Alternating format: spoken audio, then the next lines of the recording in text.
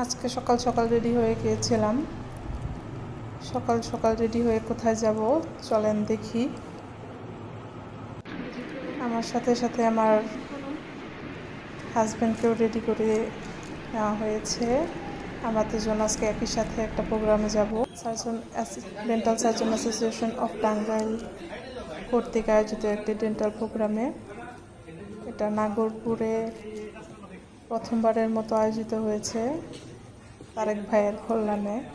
ওনার নতুন একটি কটেজ নোয়াই নামে আজকে উদ্বোধন হলো ডেন্টাল সার্জনদের একটি প্রোগ্রামের মাধ্যমে।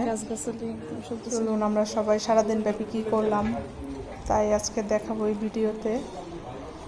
প্রথমে আমি এই কটেজটা আপনাদের দেখাবো কীভাবে কি উনি তৈরি করলেন। কটেজের ভিতরে গিয়েই মন ভালো হয়ে গেল। কালার কম্বিনেশনগুলো দেখে অনেক সুন্দর কালার কম্বিনেশন। মূলত আমার সোফাগুলো বেশি পছন্দ হয়েছে।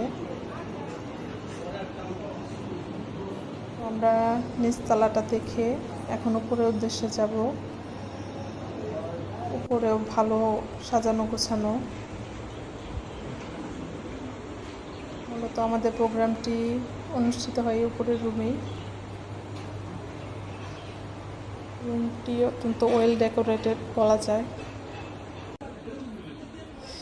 তারপর আমরা নিচে নেমেই আমাদের ব্রেকফাস্ট ছিল লুচি,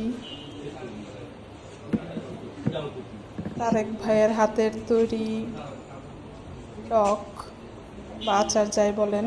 এখানে ছিল ডাল, বুটের ডাল, আর এই দিক থেকে ছিল আলুর দম। আলুর দমটা বেশ ছিল খেতে। আর এখানে হচ্ছে মজাদার একটি আইটেম, এটা হচ্ছে নাগরপুরের সানারা মিষ্টি, অনেক লোভনীয় একটা জিনিস। তারপর আমাদের সেমিনার শুরু। সেমিনারের মাঝখানে আমাদের দেওয়া হলো দুটি সেমিনারের একটি পরবর্তীতে তারেক ভাইয়ের মাছ ধরা হচ্ছিল, এগুলো আমাদের লাঞ্চে ভাজা দেওয়া হবে। এই মুহূর্তে আমি হচ্ছে যে জায়গায় রান্না করা হচ্ছে ওটা কভার করতে গেছিলাম। তো দেখলাম যে বিশাল জায়গা, সেখানে রান্নাবান্নার প্রস্তুতি হচ্ছে। প্রায় 5 থেকে 6 জন বাবুর্চি ছিলেন রান্নাবান্নার। আমাদের দুপুরের খাবার পালা।